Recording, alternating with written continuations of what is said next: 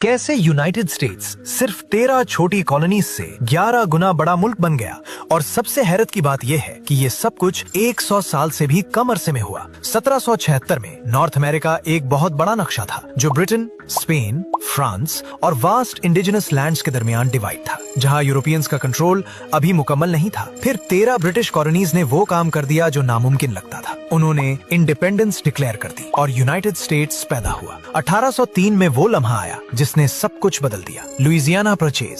सिर्फ $15 मिलियन में अमेरिका ने इतनी बड़ी जमीन खरीद ली कि मुल्क का साइज एक रात में डबल हो गया। लेकिन एक्सपेंशन यही नहीं रुका, बल्कि और तेज हो गया। फ्लोरिडा पहले सीज किया गया और बाद में स्पेन से परचेज कर लिया गया। टेक्सास ने मेक्सिको से अलग होकर यूनाइटेड स्टेट्स ज्वाइन कर लिया, जिससे मैक्सिकन अमेरिकन वॉर शुरू हो गई। जब वॉर खत्म हुई तो अमेरिका ने सिर्फ जीत हासिल नहीं की, बल्कि पूरा साउथ वेस्ट और वेस्ट कोस्ट का कंट्रोल हासिल कर लिया। अब मुल्क अटलांटिक ओशन से लेकर पैसिफिक ओशन तक फैल चुका था। इसी दौरान हजारों सेटलर्स वेस्ट की तरफ ऑरेगन ट्रेल के जरिए मूव करते रहे, जिसके बाद ब्रिटेन के साथ एक एग्रीमेंट हुआ और बॉर्डर 49th पैरेलल पर सेट कर दिया गया। आखिर में 1867 में यूनाइटेड स्टेट्स ने अलास्का को रशिया से खरीद लिया और अपनी कॉन्टिनेंटल एक्सपेंशन का आखिरी बड़ा हिस्सा भी हासिल कर लिया। सिर्फ 100 साल से कम वक्त में यूनाइटेड स्टेट्स धीरे धीरे नहीं बल्कि बहुत तेजी से फैल गया। एक पतली सी कॉलोनीज की स्ट्रिप से बदलकर पूरे कॉन्टिनेंट पर फैला हुआ सुपर पावर बन गया।